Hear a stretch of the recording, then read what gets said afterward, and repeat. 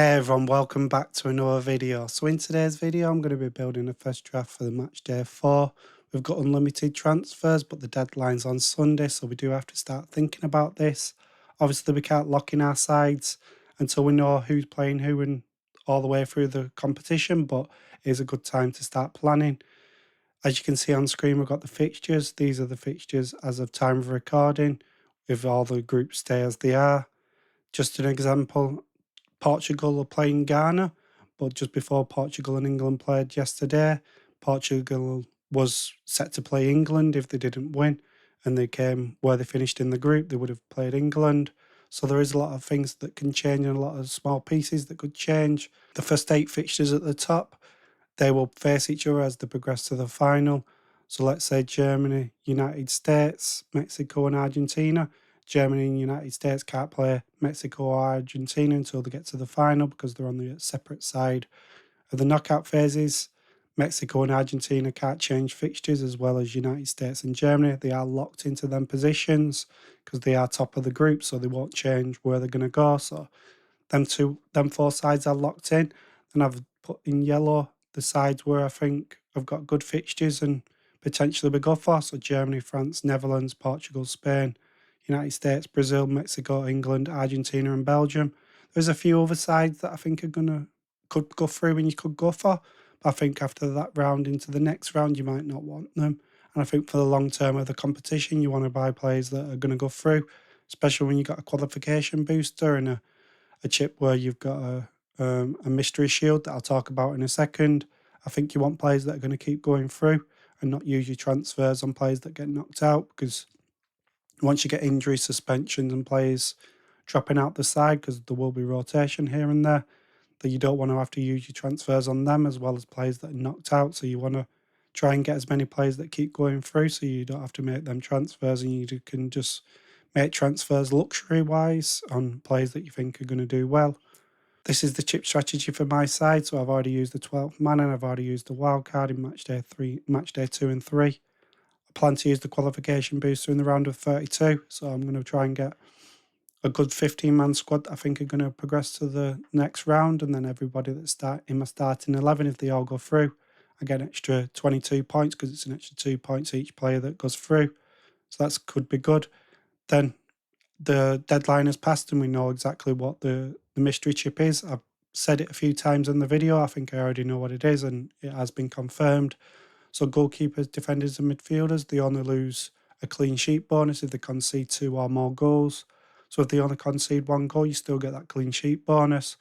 So with a qualification booster and then a clean sheet odds, you're trying to get players that are going to go through and then keep clean sheets. That's my plan. And then the maximum captain, I'm not too sure when I'm going to use it yet. I'm going to see how the knockout stages go. And then when I feel like I'm not too sure who I can captain out of a really hard 2 fixtures, then I'll use the maximum captain then, semi-final or final. And then just last of all, we've got an extra 5 million in our budget. So everybody has got that in the budget.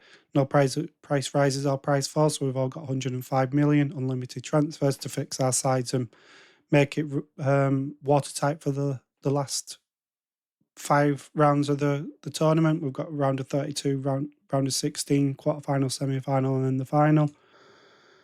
3 transfers, so we've got unlimited this match day.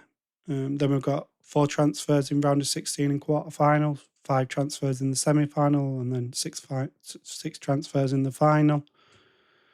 Then the maximum players that we can have from each nation, we're still capped at 3 maximum from each country for the round of 32, but that goes up to 4 in the round of 16, 5 in the quarterfinal, 6 in the semi-final, and 8 in the final.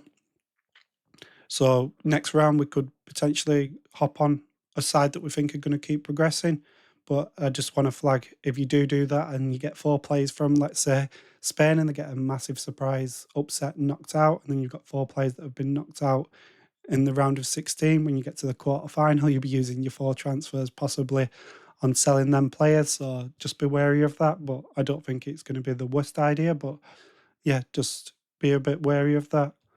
Now I'm going to quickly go over to the website and start building a site. Just before I do, hit that like button. My aim is to get 50 likes on this video. Also hit that subscribe button. We aim to get 5,000 subscribers before the end of the tournament. Okay, so now we're at the website and I've taken everybody out my side. As you can see, I've got 105 million budget like you. I will keep looking over to the left-hand side, and that's just me going back over to the fixtures. But it looks like as of right now, I'm going to start building it from there. So first of all, we've got Germany that's locked in. First player that comes into my mind is Kimmich. I'm just going to do it really, really fast because obviously we've got a lot of playing parts and these fixtures aren't locked in, but Germany obviously are locked in and they're going to be there. Who they play is uncertain. Then we've got France.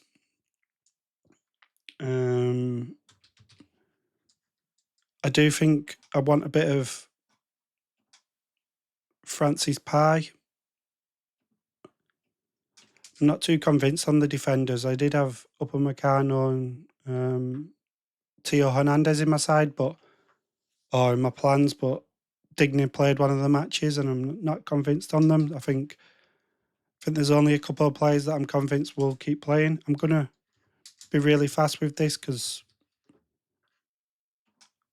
and then I'll change some players if I haven't got the budget. Then the Netherlands, maybe Dumfries, Somerville, and Gakpo, bring them back into my side. They've got potentially Morocco, then they'll play South Korea or Switzerland, so decent for them. Then we've got Portugal. I'm not convinced on Ronaldo. I'm not convinced on Bruno Fernandes. Spain, Yamal. Cucurella.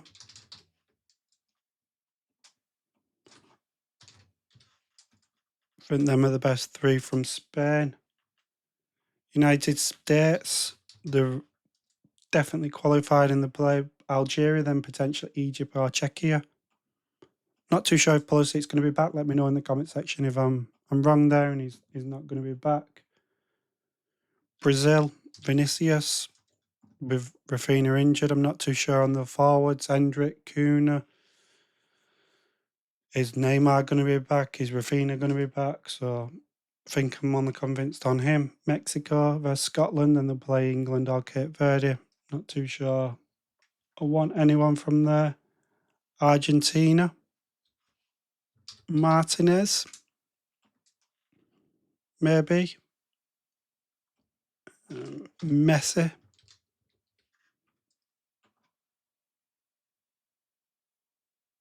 Can't get Messi. I've already got too many players. Belgium. I do like him as an option. Probably go over the budget once we're in. Maybe Saka for England. Get a bit of England cover. What have I got? 7.1 million still in the budget.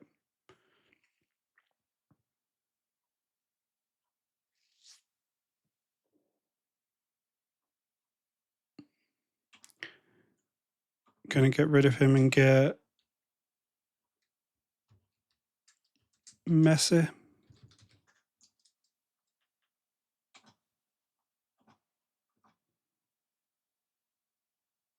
$5 million still to spend.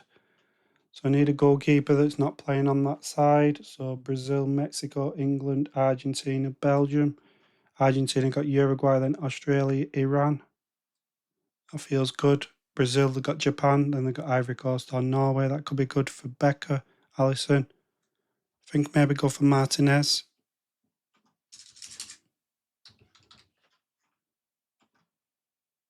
Oh. I didn't think it would be that quick.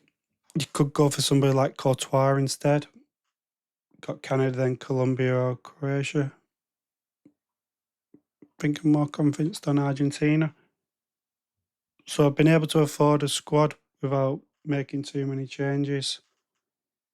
And I'm pretty happy with that. I think the players that could probably leave is Pulisic, Saka. But I've got Vinicius, Yamal, Mbappe, Messi. Got some key players from good sides. I'm going to end it here. I could keep tinkering around with it, but I don't want to waste time. Thank you everybody that's watched this video. Let me know in the comment section if I'm missing anybody out of these players that you feel is key to buy. And also hit that subscribe button and like button before we finish. It will help the channel grow. I know I keep saying it, but the more followers and subscribers I get, the more likely I'm going to keep continuing as time goes on. I'm getting older and older, and having time to keep recording these videos and them not getting likes, subscribes means I'm probably not going to keep continuing. But with unlimited transfers, I'm just going to save my side because then I've not forgot about it. But this is the first draft. Over budget. You tell me I've got 0.2 million still in the budget.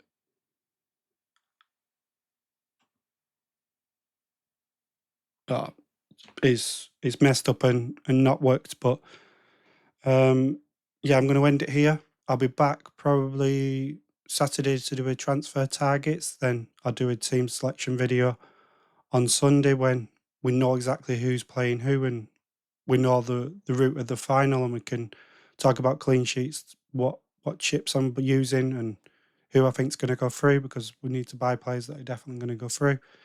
Anyway, I'm signing off. I'll see you on the next one. Good luck in match day 3. Goodbye.